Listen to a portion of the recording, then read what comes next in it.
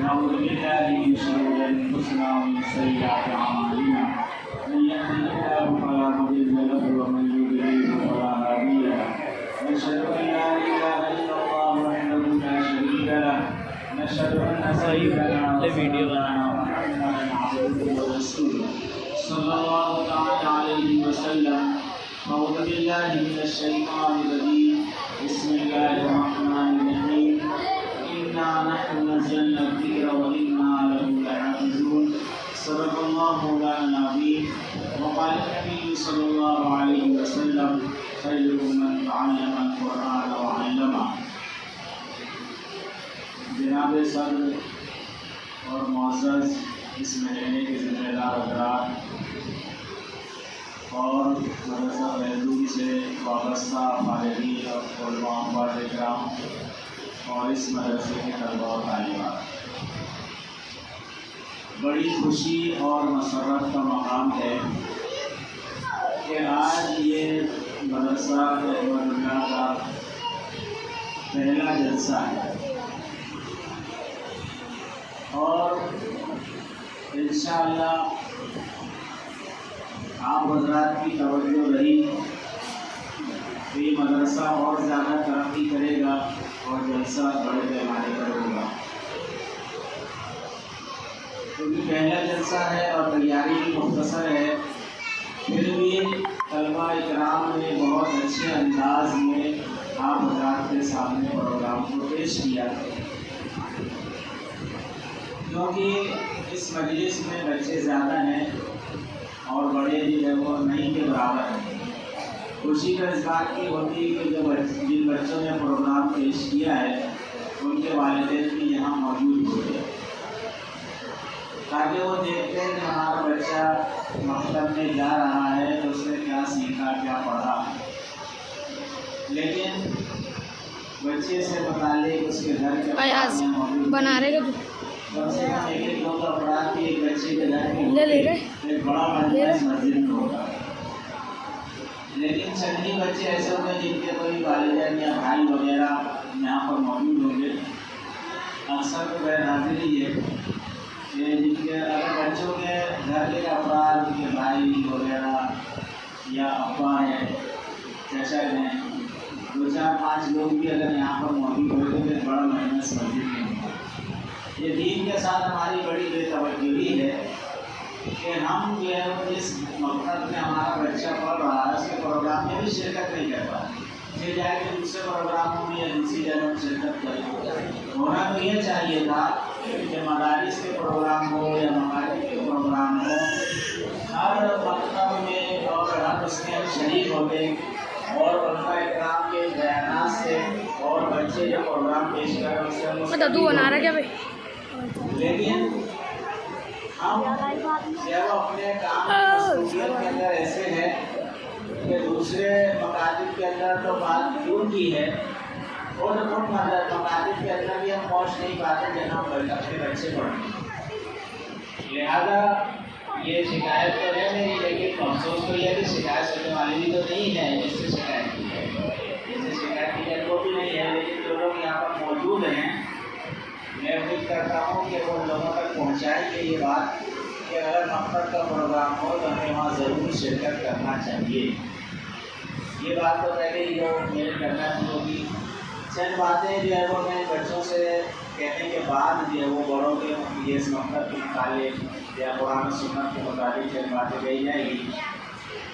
بچوں نے جو پروگرام پیش کیا ان بچوں سے میری گزارش یہ ہے کہ ہم جو چیزیں یاد کر رہے ہیں یا جو چیزیں سیکھ رہے ہیں اس کو عمل میں لانے کی کوشش کریں، جیسا کہ پانی پینے کی سنتیں، کھانا کھانے کی سنتیں، یہ سنتیں یہاں پر بیان کی گئی، تو ہمیں چاہیے کہ ہم گھر پر جا کر جو ہم نے سیکھا ہے اپنے مدرسے یا مکتب میں، گھر پر جا کر کھانا اسی طریقے سے کھائیں اور और साथ भाई ने पकड़ा के चले गए। पानी पीने की सुन्नतें जो बयान की गई है यहाँ पर सिखाई गई। जाहिर सी बात है प्रोग्राम में एक बच्चे ने पानी पीने की सुन्नतें बयान किया, लेकिन सिखाई तो सबको गई है वो। तो बच्चों से हम ये कहेंगे कि ये सुन्नतें जो आपको सिखाई गई है, और इस पकड़ दो यार एक मिनट, पानी पिए तो होना, टोपी होना, पकड़ दो, मेरे कान में कुछ भी चल रहा है। इस तरीके से हम अपने पहनने और खाने की चीज़ों के लिए अपने वालिदैन से जिद करते हैं, उसी तरीके से घर के अफराद के लिए अपने ये जिद करना है कि पानी हमको इसी तरीके से पीना है, ये सुन्नत तरीका है, खाना हमको इसी तरीके से खाना है, ये सुन्नत तरीके से है। घर के अफराद को भी हम ये बताएं। इसी तरीके से जैसे नमाज की एक अमली मशक़ पेश की गई, ये बहुत बड़ी बात है। आज होता ये है कि नमाज की वो बड़ी बड़ी उम्र के लोग सही नमाज नहीं पढ़ पाते। यानी एक ये जो बच्चे ने नमाज की अमली मशक़ आपके सामने पेश किया, तो एक बात तो ये बताना थी कि मकतब के अंदर सही नमाज पढ़ने का तरीका सिखलाया और बताया जाता है, और आपके सामने है कि हाँ इन बच्चों पर मेहनत की गई है। ये बात मैं फिर दोहराऊंगा कि प्रोग्राम तो एक बच्चे ने पेश किया, लेकिन ये नमाज सारे बच्चों को सिखाई जाती है, सबको समझाया जाता है, सबको याद कराया जाता है। तो इसी तरीके से बच्चों को चाहिए और बड़ों को भी चाहिए कि नमाज को सही तरीके से पढ़ें, वरना बड़ी बड़ी उम्र के लोग जब तैयार नहीं आए। एक अभी करीबी का वाक़या है, बहुत अच्छा नौजवान, हट्टा कट्टा और बहुत खूबसूरत नौजवान, वो नमाज में मेरे बाजू में था। इमाम साहब जब कायदे में बैठे तो कायदे में बैठते ही उसने उंगली उठा दिया। उसको ये मालूम ही नहीं कि तहियात के अंदर कब उंगली उठा दी। जाहिर सी बात है जब कायदे के अंदर तहियात लिल्लाहि व सलावातु तय्यिबात अस्सलामु अलैका अय्युहन नबी व रहमतुल्लाहि व बरकातुहू अस्सलामु अलैना व अला इबादिल्लाहि सालिहीन पढ़ने के बाद अशहदु अल्ला इलाहा इल्लल्लाह को उंगली रखेगा। अब इतना मतलब तहियात पढ़ने के बाद अशहदु अल्ला इलाहा इल्लल्लाह को उंगली उठाना है, और नमाज में बैठते ही उसने उंगली उठा दिया। तो इससे ये अंदाजा हो कि इसका तहियात आती नहीं है। यानी आजकल बड़े बड़ी उम्र के नौजवानों का याद है उनको दुआए मासूरा पता नहीं है, इसी तरीके से तहियात याद नहीं है, दुरूद शरीफ याद नहीं है। दुरूद शरीफ जो नमाज में पढ़ा जाता है दुरूद इब्राहिमी कहलाता है, वो अल्लाहुम्मा सल्ली अला मोहम्मद, तो वो दुरूद इब्राहिमी है। इसके अलावा जो हम दुरूद पढ़ते हैं, चाहे जुमा के दिन पढ़ें या और जो है वो जिक्र अस्तान में दुरूद शरीफ जब पढ़ते हैं, दूसरा सबसे अफजल दुरूद इब्राहिमी है, उसको भी बहुत से याद नहीं करते। बस वो कभी कभी इन्नल्लाह व मलाइकतहू युसल्लूना अला नबी, इमाम साहब पढ़ते तो अल्लाहुम्मा सल्ली अला, आधा दुरूद पढ़ते हैं आधा रहते हैं, वो दुरूद भी पूरा नहीं पढ़ पाते, थोड़ा सा आवाज़ में आवाज़ मिला देते हैं हम, और पता नहीं कान कितना बड़ा क्या और कुछ समझ में नहीं आता। और सब मस्जिद में सारे लोग जोर से पढ़े, हमने भी अल्लाहुम्मा सल्ली अला मोहम्मद जोर से चिल्ला लिए, बस हो गया, वो दुरूद आखिर तक पहुँचा भी नहीं पहुँचा जहाँ। ये हालत है कि दुरूद भी पूरा याद नहीं है, और ना ही जो है वो तैयार याद है। बहुत से बच्चे दुआए मासूरा अल्लाह ने गलत का मकसूद पूरी याद ही नहीं है। तो जाहिर सी बात है नमाज जो बहुत अजीम शान इबादत है, तो उसके तमाम जो है वो सुनान वाजिबात मुस्तहबात याद होना चाहिए। इस तरीके से मकरूहात जिनसे नमाज में बचना है, मुफसदात जिनसे नमाज फासिद हो जाती है, और तमाम चीज़ें मालूम होना चाहिए। लेकिन बड़ी बड़ी उम्र हो जाने के बाद भी नमाज सही नहीं पढ़ते। तो जो है वो रुकू के अंदर क्या होता है, हाथ ऐसा कर लेता है और पैर ऊपर पे जब तक रुकू में टाइट होना चाहिए, हाथ भी टाइट होना चाहिए, पैर भी एकदम सीधा होना चाहिए, पीठ सीधी होना चाहिए।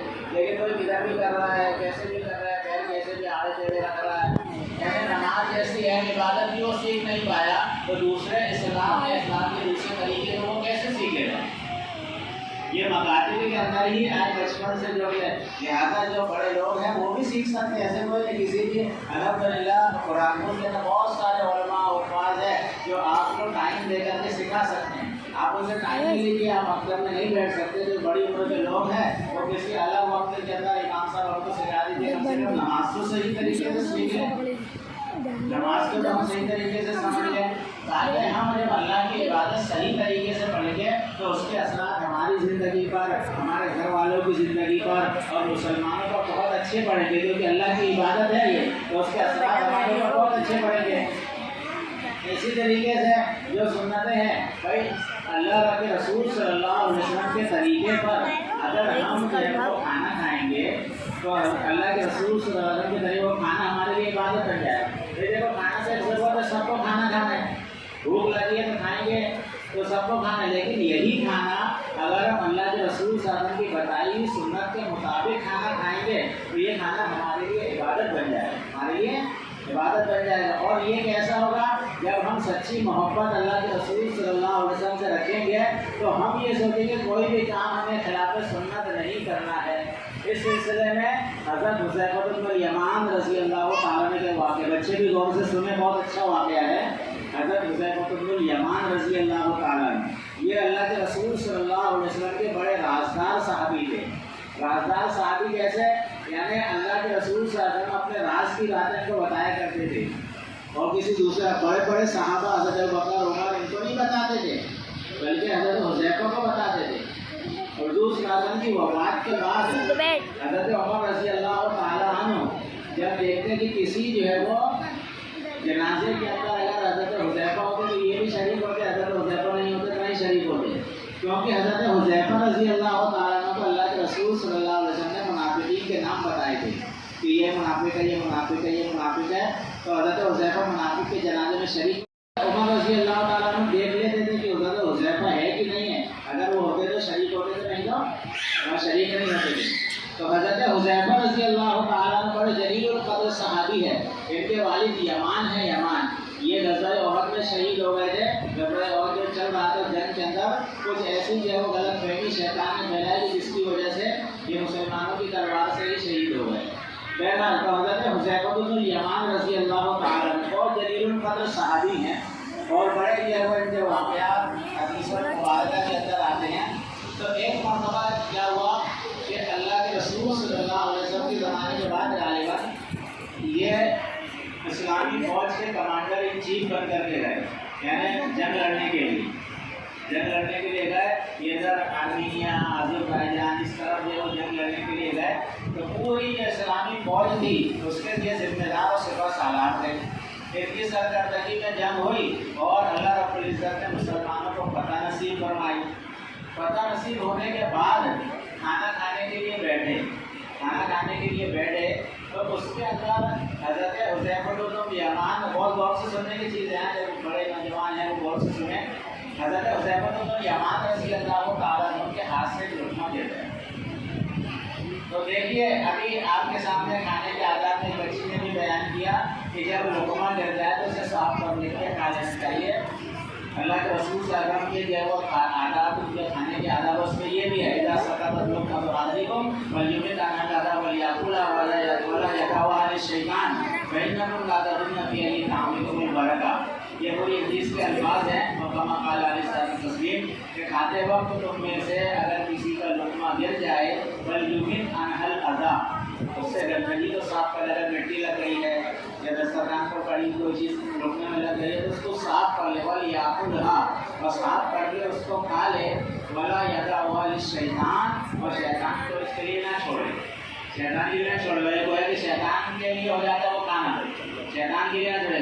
اور فَإِنَّكُمْ لَا تَدْرُونَ فِي أَيِّ طَعَامِكُمُ الْبَرَكَةُ، اس لیے کہ تم جانتے نہیں ہو کہ کھانے کے کون سے حصے میں برکت ہے۔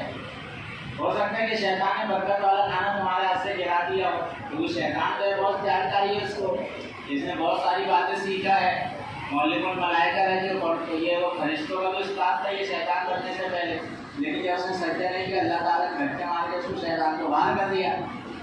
اللہ رب العزت نے اس سے کہا تھا کہ آدم کو سجدہ کر، اس نے نہیں کیا شیطان نے۔ اللہ رب العزت نے کہا فَاخْرُجْ مِنْهَا فَإِنَّكَ رَجِيمٌ، مردود یہاں سے باہر ہو جا۔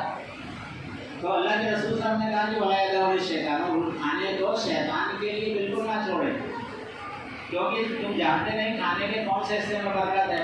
اللہ رب العزت انسان بسم اللہ پڑھ کے کھاتا ہے تو برکت نازل ہوتی ہے، لہٰذا وہ برکت کی والے کھانے کو اگر آپ کے ہاتھ سے گرا دے تو اس لیے اس کو صاف کر کے کھا لینا چاہیے۔ یہ اسلامی ادب ہے یا اسلامی طریقہ ہے، اللہ کے رسول کی بتائی ہوئی سنت ہے، نہیں سمجھ لیجیے۔ تو حضرت حذیفہ بن الیمان رضی اللہ تعالیٰ عنہ کھانے کے لیے بیٹھے تو ان کے ہاتھ سے ایک لقمہ گر گیا۔ اب انہوں نے کیا سوچا کہ اٹھا کے میں اس کو کھاؤں، تو کچھ لوگوں نے منع کیا، جو اسلامی فوج کے کمانڈر انہوں نے جو سپہ سالار تھے انہوں نے اشارہ کیا، جن تو بولی کیوں؟